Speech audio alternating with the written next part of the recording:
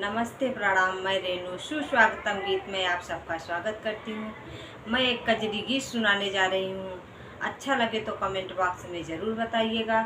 लाइक share subscribe करना मत भूलिएगा।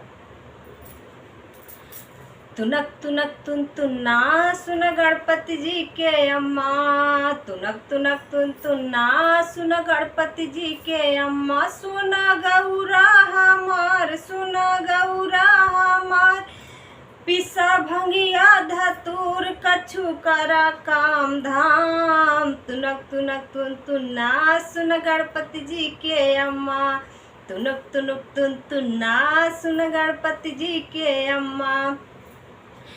चला पर्वत पहाड़ी मृग छाला बिछाई, चला पर्वत पहाड़ी मृग छाला बिछाई, ओम नमः शिवाय करा। तुनक तुनक तुन तुन्ना सुन गणपति जी के अम्मा, तुनक तुनक तुन तुन्ना सुन गणपति जी के अम्मा।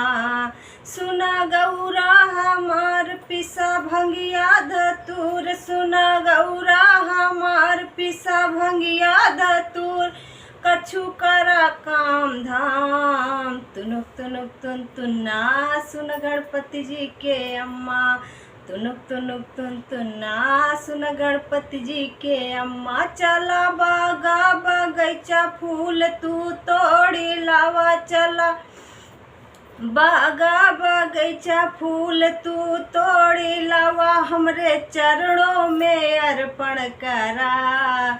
तुनक तुनक तुन तुन्ना सुन गणपति जी के अम्मा, तुनक तुनक तुन तुन्ना सुन गणपति जी के अम्मा। सुना गौरा हमार पिसा भंगिया धतूर, सुना गौरा हमार पिसा भंगिया धतूर कछु करा काम धाम। तुनक तुनक तुन तुन्ना सुन गणपति जी के अम्मा, तुनक तुनक तुन तुन्ना सुन गणपति जी के अम्मा।